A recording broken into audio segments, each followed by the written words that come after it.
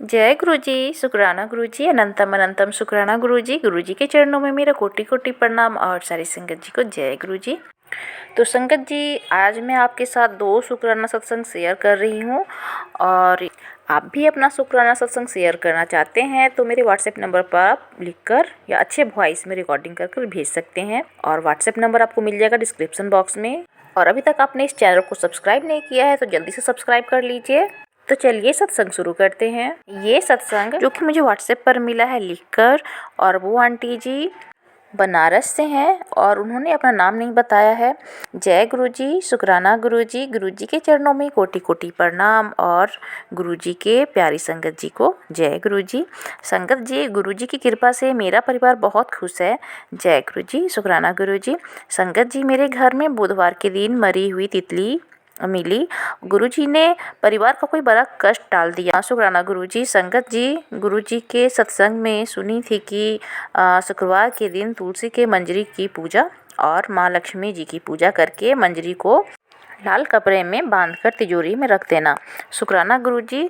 उपाय करने के लिए गुरुजी, माँ लक्ष्मी जी का बहुत बहुत शुक्राना। मेरे घर में विराजमान है माँ लक्ष्मी। गुरुजी, आप कहते हैं चावल और चुगली से बचो। गुरुजी, ज़्यादा प्रयास करती हूँ कि किसी की चुगली ना करूँ, इसीलिए गुरुजी मैं ज़्यादा फ़ोन पर अपने रिश्तेदारों से बात नहीं करती हूँ। अपनी माँ और दीदी से ही बातें करती हूँ, वो भी 1-2 दिन पर।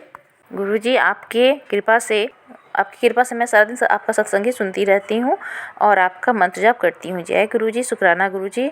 गुरुजी, मेरी चाची हैं जो मेरे घर में काम करती हैं, उनको और उनके बेटे को बुद्धि दीजिए और सही रास्ता दिखाइए कि वो लोग अच्छी नौकरी करें और अपने परिवार को अच्छे से रख सकें। गुरुजी, ये मेरी आपसे अरदास है। मेरे गुरु पिता, उन पे दया कीजिए, वो भी आपका सत्संग सुनती हैं। बस इतना ही।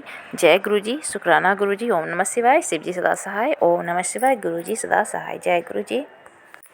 तो संगत जी, सुना आपने सत्संग, कितना प्यारा सत्संग है। तो सत्संग सुनिए और पूरे दिल से सुनिए और गुरुजी की ब्लेसिंग लीजिए।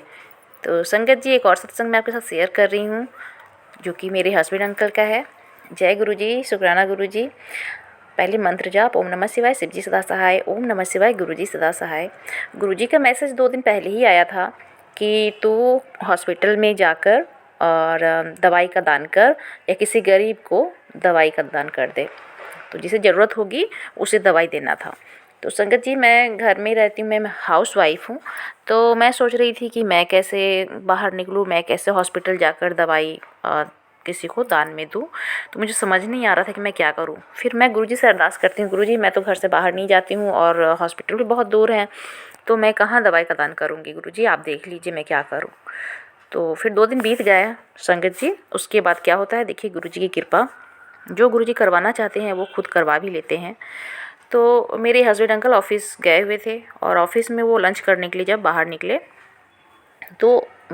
तो वो नाश्ता कर रहे थे। थोड़ी ही दूरी पर 2 लड़के बैठे हुए थे बेंच पर, वो लोग भी नाश्ता कर रहे थे। तो एक अंकल जी बूढ़े थे और उनके साथ एक और आदमी था, और वो बूढ़े अंकल जी थे, वो बहुत ही अच्छा कपड़ा पहने हुए थे, उलेन का जो होता है कुर्ता धोती पहने हुए थे सफ़ेद कलर की, और बहुत ही अच्छा कपड़ा पहने थे। लग नहीं रहा था कि जैसे कि वो बहुत ही कमज़ोर परिवार से हैं, अच्छे फैमिली से लग रहे थे। तो वो जो बूढ़े अंकल जी थे, वो उन दोनों लड़के के पास जाते हैं और जो उनके साथ एक आदमी था, बूढ़े अंकल जी के साथ में एक आदमी जो था, वो उनसे बोलता है, बूढ़े अंकल जी ही बोलते हैं कि सुनिए ना, बहुत धीरे से बोलते हैं कि सुनिए ना। तो वो लोग खाना खा रहे थे, बोलिए। लड़का बोलते कि बोलिए आपको क्या चाहिए, आपको खाना है। तो बोले कि सुनिए, मुझे खाना नहीं खाना है, मेरी तबीयत ठीक नहीं है, तो मुझे रुपये की ज़रूरत है, कुछ पैसे की ज़रूरत है, आप मुझे कुछ पैसे दे दीजिए। तो वो लड़का खा लिया और फिर अपने पॉकेट से 10 रुपया निकाल कर उन बूढ़े अंकल जी को हाथ में दिया। वो अंकल जी लेकर कुछ बोले भी नहीं और मांगे भी नहीं कि हाँ 10 रुपया दिया है तो और भी मांग लूँ, ऐसा कोई बात नहीं था। वो बूढ़े अंकल जी वो 10 रुपया रख कर फिर आगे बढ़े। तो मेरे अंकल जी ये देख रहे थे, तो मेरे हस्बैंड अंकल ये देख रहे थे, तो वो सोचे कि पता नहीं क्या बात है। तो एक बार अंकल जी को, वो बूढ़े अंकल जी थे, उन्हें वो पूछते हैं अंकल जी। तो वो अंकल जी सुन नहीं रहे थे, सुने नहीं। तो उनके बगल में जो एक और साथ में थे, उनको पूछे, मैं आप ही को बोल रहा हूँ, रुकिए सुनिए, आप इधर आइए। तो वो गए, दोनों बूढ़े अंकल जी थे वो भी, और उनके साथ एक आदमी था वो भी मेरे हस्बैंड अंकल के पास में आए। तो मेरे हस्बैंड अंकल पूछे कि आपको खाना खाना है, तो चलिए मैं आपको होटल में लेकर के खाना खिला देता हूँ, चलिए मेरे साथ में। तो बूढ़े अंकल जी थे वो बोले कि नहीं, मैं नहीं खाना खाऊंगा, मेरी तबीयत ठीक नहीं है, मेरी तबीयत ख़राब है। तो उन्होंने अपने डॉक्टर को जो दिखाया था वो निकाल कर दिखाते हैं, पेपर डॉक्टर का जो था, रिपोर्ट सब था वो सब। तो दिखाते कि नहीं, मुझे खाना नहीं खाना है, मुझे पैसे की ज़रूरत है। लेकिन उन्होंने पैसा मेरे हस्बैंड अंकल से नहीं मांगा। मेरे हस्बैंड अंकल ना पॉकेट में हाथ डाले तो 50 रुपया बाहर आया, 50 रुपया वो बूढ़े अंकल को दे दिए हाथ में। तो बूढ़े अंकल जी जो थे 50 रुपया लेकर रख लिए, और मेरे हस्बैंड अंकल को बहुत आशीर्वाद दिया कि जाइए, आपके बच्चे खुश रहें, आप भी खुश रहिए, आपके घर में खुशियाँ आए, ये सब आशीर्वाद देकर और बूढ़े अंकल चले गए। तो जब घर पे आए तो मेरे हस्बैंड ना बोल रहे थे मुझसे कि ऐसा ऐसा, जबकि मेरे हस्बैंड अंकल को ये बात पता नहीं थी कि गुरुजी का मैसेज आ रहा था कि हॉस्पिटल में जाकर या किसी गरीब को दवाई का दान करना है।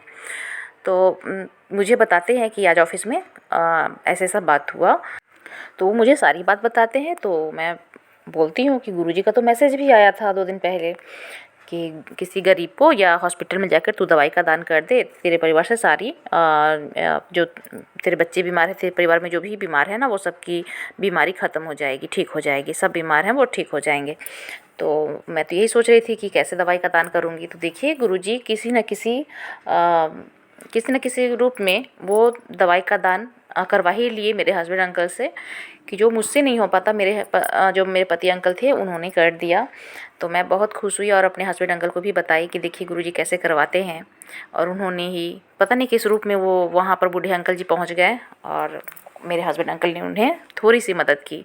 तो मैं अपने हस्बैंड अंकल को बोली आपने उन्हें ज़्यादा पैसा क्यों नहीं दे दिया। तो मेरे हस्बैंड अंकल बोले कि मेरे पॉकेट में जितना था मैंने उतना ही दिया, क्योंकि फ़ोन पे करते हैं तो उनके मोबाइल पे रहता है, तो इसलिए उन्होंने उतना ही पैसा निकाल कर दिया। उनके पास होता तो वो 500 रुपया ज़रूर देते। तो मैं बहुत खुश हुई कि चलिए जितनी भी हो मेरे हस्बैंड अंकल ने उतना भी तो दिया है उन्हें, तो मुझे बहुत ही खुशी हुई। गुरुजी जो भी करवाना चाहते थे वो हो गया। तो जय गुरुजी, शुक्राना गुरुजी। और सबके घर में सबको स्वस्थ रखिए, सब लोग स्वस्थ रहें, कोई बीमार नहीं पड़े। गुरुजी आप सब पर कृपा बरसाइए। जय गुरुजी, शुक्राना गुरुजी। और अभी बेटे को लेकर बहुत सारा सत्संग मैं सुन रही हूँ कि बेटे पर संकट है। तो गुरुजी मैं आपसे अरदास करती हूँ कि जो भी मेरे बेटे पर बेटी पर जो भी संकट है, और मेरे हस्बैंड अंकल पर, मेरे परिवार को, सब संकट को टाल दीजिए। मेरी माँ भी बीमार है, मेरी माँ को भी ब्लेस कीजिए। जय गुरुजी। संगत जी आप भी मेरे परिवार के लिए अरदास कीजिए कि सब लोग स्वस्थ रहें। जय गुरुजी, शुक्राना गुरुजी। अब मैं अपनी वाणी को यहीं पर रखती हूँ, अगले सत्संग के साथ फिर मैं आऊँगी। जय गुरुजी, शुक्राना गुरुजी। ओम नमः शिवाय। शिव जी सदा सहाय। ओम नमः शिवाय। गुरुजी सदा सहाय। जय गुरुजी, जय गुरुजी।